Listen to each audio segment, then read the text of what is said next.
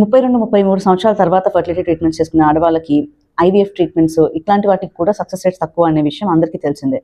Success rate తక్కువ ఎందుకు ఉంటుంది అని అంటే, అమ్మాయికి వయసు పెరిగిన కొద్దీ అండం యొక్క క్వాలిటీ తగ్గిపోతుంది. అండం యొక్క క్వాలిటీ తగ్గిపోవడంతో పాటు దాంట్లో ఉన్న మైటోకాండ్రియా అంటే పవర్ హౌస్ ఆఫ్ సెల్స్ అనమాట. సో మైటోకాండ్రియా నెంబర్ కూడా తగ్గిపోతుంది. సో ఒక హెల్తీ బేబీని ఫామ్ చేయగలిగే శక్తి అనేది తగ్గిపోతుంది అనమాట. అటువంటప్పుడు నేచరే ఒక హెల్తీ బేబీ ఫామ్ అవ్వనప్పుడు ఆ ప్రెగ్నెన్సీ రానికుండా ఆపుతూ ఉంటుంది. ఇదంతా కూడా మెడికల్ కాంప్లికేషన్స్, మెడికల్ ప్రాబ్లమ్స్ అయితే నేను కొన్ని ప్రాక్టికల్ ప్రాబ్లమ్స్ గురించి మాట్లాడతాను ఈ వీడియోలో. అయితే ఎప్పుడు కూడా ఇట్లాగా అన్యూజువల్గా ఎవరు మాట్లాడిన వీడియోస్ చేస్తున్నారు, ఈ టాపిక్స్ గురించి ఎవరు చెప్పలేదు అని అంటే, నిజంగా చెప్పాలంటే మిగిలిన టాపిక్స్ గురించి అందరూ బాగానే వీడియోస్ చేస్తున్నారు. మీకు ఎక్కడన్నా సరే ఇంటర్నెట్లో మీకు ఏం కావాలి అని చెప్పి టైప్ చేస్తే కనుక మీకు ChatGPTతో మొదలుపెట్టి గూగుల్ వరకు మొత్తం అన్నీ ఆన్సర్ చేస్తున్నాయి. కానీ అవి ఆన్సర్ చేయలేని కొన్ని ప్రాబ్లమ్స్, అసలు ఇట్లాంటి ప్రాబ్లమ్స్ ఉంటాయా అని కూడా తెలియని వాటి గురించి మనం మాట్లాడుకుందాం. ఏంటి అని అంటే, 32-33 ఇయర్స్ ఏజ్ వచ్చిన అమ్మాయి ఐవీఎఫ్ లేదా ఏదన్నా ఫర్టిలిటీ ట్రీట్మెంట్ చేసుకుందాం అని చెప్పి జనరల్గా వస్తే, మీరు ఆలోచించండి. మన ఆంధ్రాలో ఉన్న సెట్టింగ్ గురించి మాట్లాడుతున్నాను నేను. వెస్ట్రన్ కంట్రీస్ కానీ, లేకపోతే నార్త్ ఇండియాలో కానీ, లేకపోతే కొన్ని parts of south India like Kerala, ఇట్లాంటి వాటి గురించి కాదు. స్పెసిఫిక్గా మనకి ఆంధ్రాలో, తమిళనాడులో ఉన్న ప్రాబ్లం ఏంటి అనేది చెప్తున్నాను. ఏంటి అని అంటే, 32-33 సంవత్సరాలకి అమ్మాయి ఉంటే జనరల్గా వాళ్ళ హస్బెండ్ ఏజ్ 36-37 అట్లా ఉంటుంది. కొన్నిసార్లు 35 ఇయర్స్ ఫీమేల్స్ వస్తూ ఉంటారు. 35 ఇయర్స్ ఫీమేల్స్ వచ్చినప్పుడు వాళ్ళ హస్బెండ్ ఏజ్ 40 దాకా కూడా ఉంటుందన్నమాట. మీరు అర్థం చేసుకోవాల్సిన ఒక విషయం ఉంది. అమ్మాయి ఏజ్ 35 ఉండి అబ్బాయి ఏజ్ 40 ఉంటే ఒక్కసారి వాళ్ళ పేరెంట్స్ ఏజ్ ఎంత ఉంటుంది అనేది గమనించండి. 35 ఇయర్స్ అమ్మాయికి సుమారుగా ఎంత లేదు అనుకున్నా సరే 60-65 ఏళ్ళ పేరెంట్స్ ఉంటారు. అట్లానే హస్బెండ్కి చూడండి, 45 ఏళ్ళు లేకపోతే 40 ఏళ్ళ మేల్స్కి సుమారుగా 65-70 ఏళ్ళ పేరెంట్స్ ఉంటారు. సో ఏదో కారణంగా సరే ఫర్టిలిటీ ట్రీట్మెంట్ తర్వాత చేసుకుందాము, కొన్నాళ్ళు ఆగుదాము, ఇప్పుడే కదా పెళ్ళయింది, తొందరగా చేసుకోవాల్సిన అవసరం ఏంటి అని చెప్పి చాలామంది ఏం చేస్తారు అని అంటే, ఈ ఫర్టిలిటీ ట్రీట్మెంట్స్ని చాలా లేటర్ డేట్ కోసం అని చెప్పి పోస్ట్పోన్ చేసి పెడతారనమాట.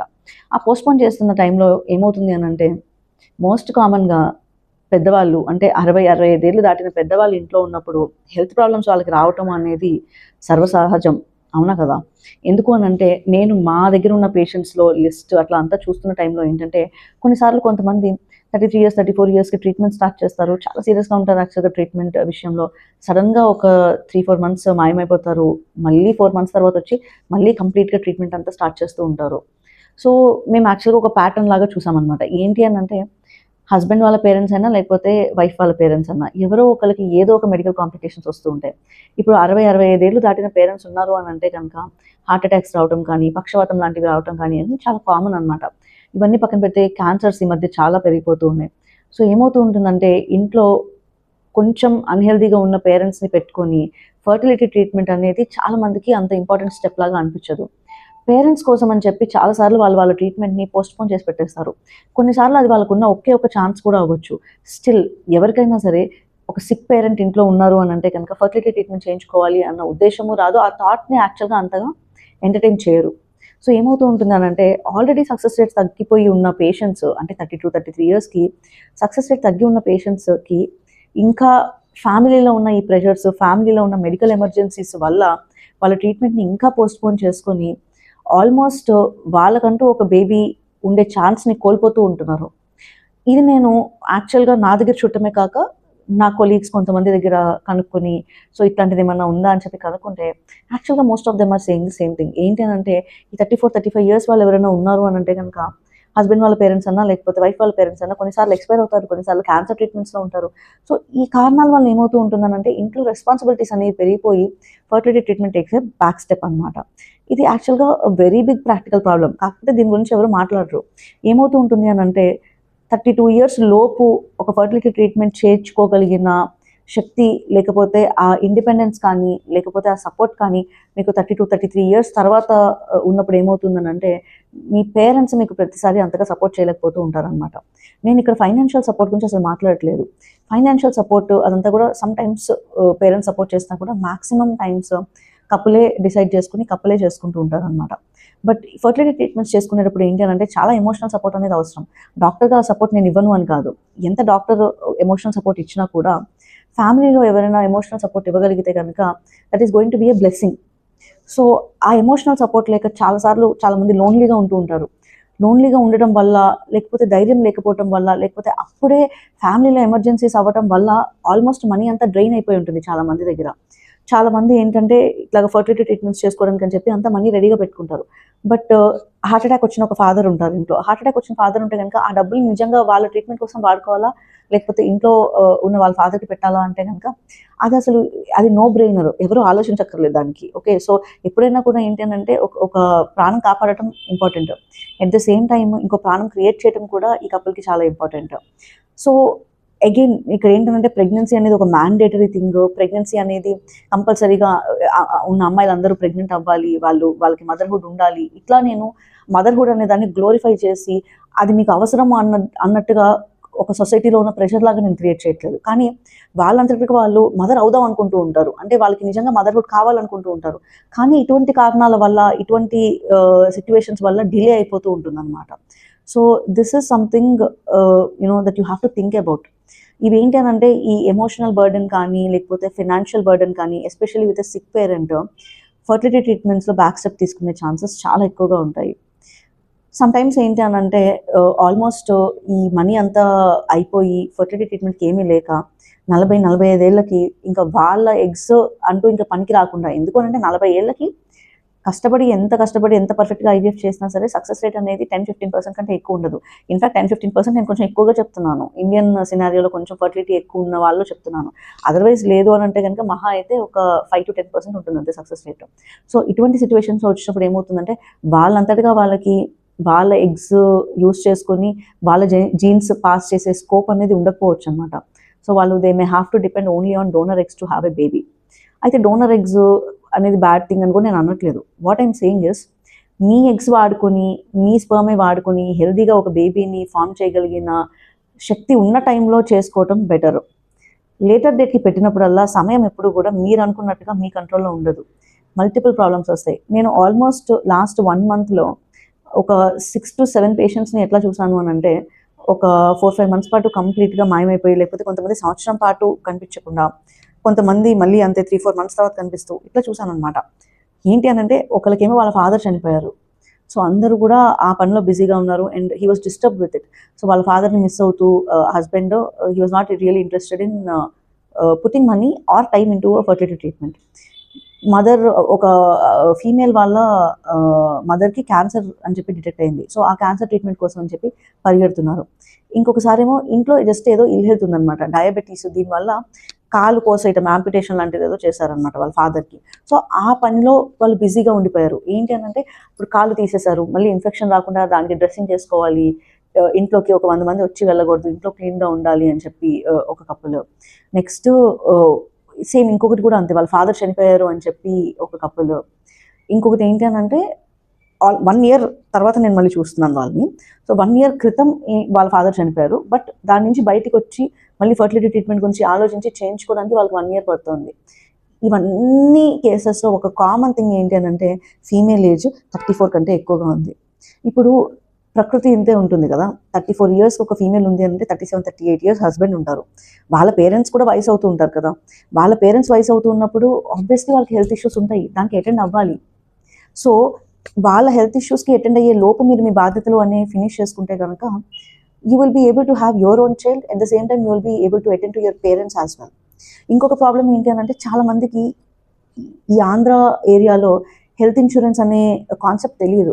అండ్ హెల్త్ ఇన్సూరెన్స్ ఏంటి అని అంటే అది పే చేయాలా, హెల్త్ ఇన్సూరెన్స్ అవసరమా అనుకుంటూ ఉంటారు. కానీ యాక్చువల్గా recent Indian statistics, recent Indian ఈ ఎకనామిక్స్ చేసేవాళ్ళు, ఈ ఎకనామిక్స్ మేజర్ వాళ్ళు ఉంటారు కదా, వాళ్ళు they have actually said one statement. అదేంటనంటే it's stuck me very hard. ఏంటి అని అంటే almost 80% of Indians are just 1 disease away from poverty అని. అంటే వాళ్ళు డబ్బులు ఉండక కాదు, సరే కొంత డబ్బులు సేవ్ చేసుకుంటారు, ఆ సేవ్ చేసుకున్నా కూడా ఏదో ఇల్ హెల్త్ వస్తుంది, ఏదో ప్రాబ్లం వస్తుంది. ఇప్పుడు ఆ ప్రాబ్లమ్కి ఖర్చు పెట్టాల్సి వస్తుంది, ఎందుకంటే చూస్తూ చూస్తూ ప్రాణం ఎవరు వదులుకోరు కదా. చూస్తూ చూస్తూ మీ క్లోజ్ వాళ్ళు ఎవరో, మీ పేరెంట్స్ ఉన్నారు, లేకపోతే మీ బ్రదర్ సిస్టర్ ఎవరో ఉన్నారు. సో మీరు చేతిలో మనీ ఉన్నప్పుడు నేను నా ఫర్టిలిటీ ట్రీట్మెంట్ చేసుకోవాలి అని చెప్పి ఎవరు ఆపరు కదా. So you definitely ten to spend money for them. కానీ చెప్పాను కదా, ఆ స్టాటిస్టిక్స్, ఆ ఎకనామిక్స్ అందరూ కూడా చెప్పేది ఒకటే, just 1 disease away from poverty.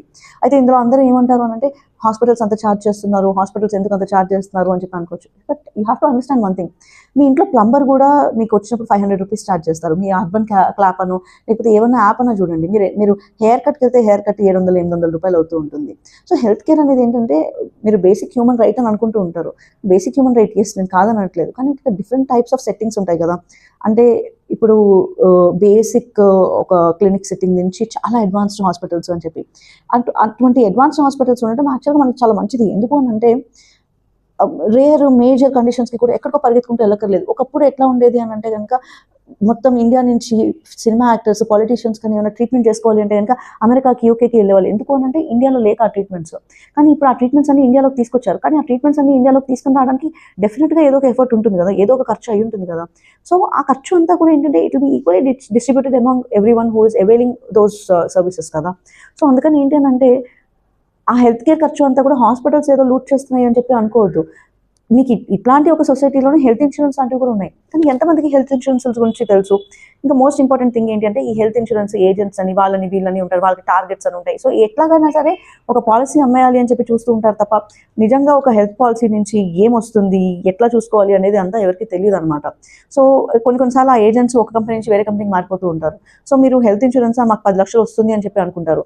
10 లక్షలు రాదు, మీకు 2 లక్షలే ఇస్తారు. ఎందుకు అని అంటే, దాంట్లో ఉన్న టర్మ్స్ అండ్ కండిషన్స్ మీకు అర్థం కాకపోవచ్చు. అరే అంత బాగానే ఉంది అనుకుంటారు, కానీ ఏమవుతుంది ఫైనల్గా వాళ్ళు మనీ ఇవ్వరు. ఎన్ని ఇన్సూరెన్స్ కేసెస్ ఈ మధ్య మనం ఇన్స్టాగ్రామ్లో దాంట్లో చూస్తూ ఉన్నాం. ఏంటి అని అంటే, ఇన్సూరెన్స్కి అప్లై చేసుకుంటే కనుక ఇన్సూరెన్స్ రావట్లేదు, ఇన్సూరెన్స్ క్లెయిమ్ రిజెక్ట్ అయింది అని చెప్పి. మా విషయంలో ఎన్నిసార్లు అయిందో అట్లాగా. నా విషయంలో అయితే నేను ఎంఎస్ గైనకాలజీ చేసి దాని తర్వాత ఎంసీహెచ్ రిప్రొడక్టివ్ మెడిసిన్ చేశాను. ఎంఎస్ గైనకాలజీ అనే డిగ్రీ నాకు ఉంది కదా, నేను ఫర్టిలిటీ నేను ట్రీట్ చేస్తాను, అది వేరే విషయం. నాకు తెలిసిన ఒక పేషెంట్, నా దగ్గర కన్సీవ్ అయిన ఒక పేషెంట్, వాళ్ళ సిస్టర్కి పెళ్ళయింది, కానీ వాళ్ళేం పిల్లలేమి అట్లాంటివి ఏమి వద్దు కావాలి అని ఏమి అనుకోవట్లేదు. నా దగ్గర యాక్చువల్గా ట్రీట్మెంట్ వచ్చింది వాళ్ళ సిస్టర్. కానీ వాళ్ళ యంగర్ సిస్టర్కి సడన్ పెయిన్ తోటి, చాలా అన్కంట్రోల్డ్ పెయిన్ తోటి క్యాజువాలిటీకి వచ్చారనమాట. క్యాజువాలిటీకి వస్తే ఫెలోపియన్ ట్యూబ్ తిరగబడినట్టుగా అనిపించింది స్కాన్లో. అదొక ఎమర్జెన్సీ అనమాట. సో నేను వెంటనే, ఇప్పుడు ఒక జనరల్ లాప్రోస్కోపీ చేయడం అనేది వచ్చే ఉంటుంది కదా, అదేమి అంటే నేను ఇప్పుడు ఫర్టిలిటీ చేస్తున్నాను అంటే జనరల్ ల్యాప్ చేయడం రాదని కాదు కదా. సో ఇప్పుడు ఎమర్జెన్సీ కేసు, అందుకని ఎమర్జెన్సీకి మేము అప్లై చేసి ఆ సర్జరీ చేసాము. It was okay. ఆ పేషెంట్కి పెయిన్ రిలీవ్ అయింది, పేషెంట్ కంఫర్టబుల్గా ఇంటికి వెళ్ళింది. వీళ్ళు ఇన్సూరెన్స్కి అప్లై చేసుకుంటే, నేను ఫర్టిలిటీ డాక్టర్ని కాబట్టి వాళ్ళు ఫర్టిలిటీ కోసం చేయించుకున్నారేమో అని చెప్పి అనుమానంతో వాళ్ళకి ఇవ్వలేదు. సో ఇది ఎట్లా ఉంది అని అంటే, ఈ ఇన్సూరెన్స్ కంపెనీస్ అన్ని స్కామ్, అదొక పెద్ద వేరే ప్రాబ్లము. సో అవంతా ఒక ప్రాబ్లం కాబట్టి, మీరు ఎంత మీ దగ్గర మనీ పెట్టుకున్నా కూడా, అంటే ఫస్ట్ ఇన్సూరెన్స్, మంచి ఇన్సూరెన్స్ పాలసీ సెలెక్ట్ చేయట్లేదు, అది మేజర్ థింగ్, అది పక్కన పెట్టేసేయండి. అది కాక ఏంటంటే, మీ చేతిలో మీకంటూ డబ్బులు ఉన్నా కూడా ఆ డబ్బులన్నీ కూడా డెఫినెట్గా ఏంటంటే టైం కొద్దీ అయిపోతూ ఉంటాయి. 30 ఏళ్ళ లోపు మీరు మీకోసం స్పెండ్ చేసుకుంటారు. 30 నుంచి 32, 33 సంవత్సరాల వరకు ఏమైనా ఫర్టిలిటీ ట్రీట్మెంట్స్ అనేవి అవసరం అయితే చేసుకుంటారు. కానీ 33, 34 సంవత్సరాల తర్వాత మీ పేరెంట్స్కి డెఫినెట్గా మీరు స్పెండ్ చేయాల్సి వస్తుంది.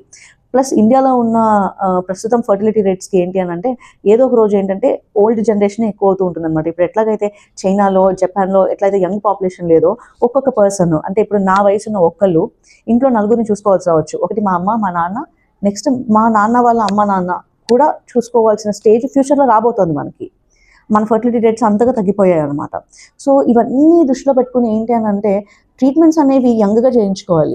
ఆ ట్రీట్మెంట్స్ డిలే చేసిన కొద్దీ ఏంటంటే, ఇది ఒక బటర్ఫ్లై ఎఫెక్ట్ లాగా అనమాట.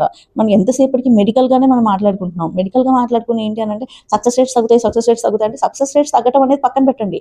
ఫస్ట్ మీకు ట్రీట్మెంట్ చేయించుకునే స్తోమత ఉండాలి. ఆ టైంకి ట్రీట్మెంట్ చేయించుకునే స్తోమత చాలాసార్లు సిక్ పేరెంట్స్ ఇంట్లో ఉండకపోవచ్చు. ఇవన్నీ ఏంటంటే, these are all practical problems. ఈ ప్రాక్టికల్ ప్రాబ్లమ్స్ గురించి ఏంటంటే, తెలియదో, లేకపోతే మేమెందుకు ఆ స్టేజ్లో ఉంటాంలే అని చెప్పి ఓవర్ కాన్ఫిడెన్సో. బట్ దెన్ ట్రస్ట్ మీ, చాలామంది ఫర్టిలిటీ పేషెంట్స్ 34, 35కి ట్రీట్మెంట్స్ స్టార్ట్ చేసుకున్న వాళ్ళకి ఇది ఒక హర్డల్ ఇన్ ద పాత్. ఇది కూడా వాళ్ళ పాత్లో ఒక ప్రాబ్లం అనుకుని వాళ్ళు ముందుకు వెళ్ళిపోతూ చేసుకోవాలి తప్ప, ఇప్పుడున్న కండిషన్ ఏంటంటే, ఆ ట్రీట్మెంట్స్కి మనీ పెట్టుకుని వీళ్ళ ట్రీట్మెంట్స్ని ఆపేసి 40-45 ఏళ్ళకి వస్తున్నారనమాట. సో ఈ ప్రాక్టికల్ ప్రాబ్లమ్ని కూడా ఎవరైనా అడ్రస్ చేయగలిగితే బెటర్. ఈ వీడియోలో నేను చెప్పిన ఇన్ఫర్మేషన్ అంతా కనుక మీకు నిజము కరెక్టే అని అనిపిస్తే కనుక, I think try to change your opinion about getting a treatment late in your life. 35-40 ఏళ్ళకి ఎవరో మీ తాతగారు వాళ్ళకో లేకపోతే మీ మదర్ వాళ్ళకో 35కో 40కో పిల్లలు పుట్టారని నేను అప్పటిదాకా వెయిట్ చేస్తానంటే, అప్పుడున్న సిచ్యువేషన్స్ ఇప్పుడు లేవు, అప్పుడున్న ఎన్వైర్న్మెంట్ ఇప్పుడు లేదు, అప్పుడున్న ఆ హెల్దీ ఫుడ్ కానీ, అప్పుడున్న లైఫ్ స్టైల్ కానీ ఇప్పుడు లేదు. ఇప్పుడు చాలా సిక్ అవుతూనే ఉంటున్నారు పాపులేషన్, ఓకేనా. సో ఏంటంటే లైఫ్ స్పాన్ అదంతా కూడా ఏంటంటే మనం మెడికల్గా ఇంప్రూవ్ చేసినా కూడా న్యాచురల్ లైఫ్ స్పాన్ అనేది ఏంటంటే మన పూర్వీకులకు ఉన్నది మనకి ఇప్పుడు లేదనమాట. సో మల్టిపుల్ థింగ్స్ ఆలోచించుకుని ట్రీట్మెంట్స్ ఎంత తొందరగా కుదిరితే అంత తొందరగా చేయించుకునే విధంగా ఉంటే కనుక you will have a chance of having a baby. అది ఎవరైతే కావాలి, మాకు డెఫినెట్‌గా ఒక ఫ్యామిలీ కావాలి, నాకు ఒక కిడ్ కావాలి అని చెప్పి అనుకుంటున్నారో, అట్లాంటి వాళ్ళు డెఫినెట్‌గా దీని గురించి ఆలోచిస్తూ ఉండాలి. ఇవన్నీ కాక అడాప్షన్ లాంటి ఆప్షన్స్ ఎప్పుడూ ఉన్నాయి. అవి అవి చాలా నోబుల్ ఆప్షన్స్. అసలు నేను అడాప్షన్ తప్పు ఇట్లా ఎప్పుడు అనననమాట. అంటే మీ మీ పిల్లలే మీకుండాలి అట్లా నేనెప్పుడూ మాట్లాడను. యాస్ ఎ ఫెర్టిలిటీ స్పెషలిస్ట్ నేను చాలా సక్సెస్ స్టోరీస్ చూసాను. చాలా మిరకిల్స్ చూసాను. అట్ ద సేమ్ టైమ్ మేము మా లైఫ్‌లో చాలా ఫెయిల్యూర్స్ కూడా చూసాము. చాలా సార్లు కొంతమంది అడాప్ట్ చేసుకోవడానికి కూడా వెళ్లారు. బట్ అంటే ఇంక ఏమీ ఆప్షన్ లేనప్పుడు, ఇంకేమీ కుదరనప్పుడు అడాప్షన్ అనేది కూడా ఒక ఆప్షనే. ఓకే. సో అడాప్షన్ అనేది కూడా చాలా నోబుల్ థింగ్ అనమాట. So just think of it. ఏంటి మీ లైఫ్‌లో మీకేం కావాలి? మీకు ఏది స్ట్రాంగ్‌గా కావాలి అని చెప్పి అనుకుంటున్నారు? ఏది ఇంపార్టెంట్? ఏది ప్రయారిటీ? అనేది డిసైడ్ చేసుకొని, నాకు ఏ ఏజ్‌లో ఏ ప్రాబ్లమ్స్ రావచ్చు అని చెప్పి ముందుగానే యాంటిసిపేట్ చేసుకొని, ఈ బర్డెన్స్ అన్నీ కూడా ముందుగా యాంటిసిపేట్ చేసుకొని ట్రీట్మెంట్స్ చేసుకోవాలి.